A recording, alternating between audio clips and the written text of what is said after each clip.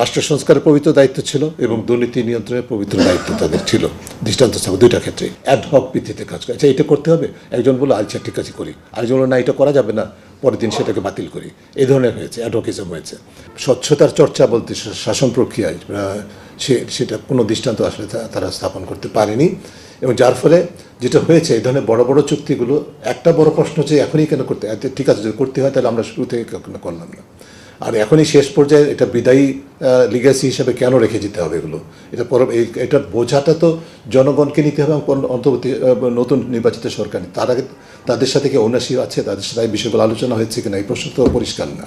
কাজে এই যে ঝুঁকিগুলো নেওয়া হলো, সেগুলো এই শর্তাবলীগুলো যতই সিক্রেট রাখুক না কেন পরবর্তীতে প্রকাশিত হবে, সরকাররা জানবে, যারা ক্ষমতায় আসবে, দায়িত্বে আসবে, তাদের জন্য কি বোঝা সৃষ্টি করে গেল কিনা, দেশবাসীর জন্য বোঝা হলো কিনা, এই প্রশ্নগুলো কিন্তু অন্তর্বর্তীকালীন সরকারের, আমি মনে করি, আমি আগে এখানে বলেছিলাম যে তাদের নিজেদেরই একটা হোয়াইট পেপার, উন্মুক্ত প্রতিবেদন দেওয়া উচিত, একটা হ্যান্ডওভার নোটস দেওয়া উচিত যে এই কাজগুলো করেছি, এর ইমপ্লিকেশন আপনার জন্য, নতুন সরকারের জন্য এইটি, আপনি এটা ভেবে দেখবেন।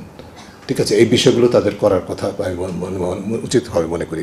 এবং এটি কোনো অবস্থায় ইতিবাচক দৃষ্টান্ত না, সুশাসনের জন্য সহায়ক না, দুর্নীতি প্রতিরোধের জন্য সহায়ক না।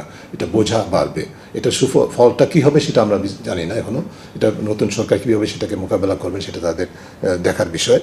আর প্রথম প্রশ্নের জবাবে যেটা বলবো, যে আমরা যেটা সিম্পলি বলি আপনার কথাটা, বাংলাদেশের এবারের স্কোর 100-র মধ্যে 24, যেটি গতবারের তুলনায় স্কোর মানে স্পেসিফিক স্কোর হিসাবে 1 পয়েন্ট বেশি। গতবার 23 ছিল, 24 আমরা পেয়েছি।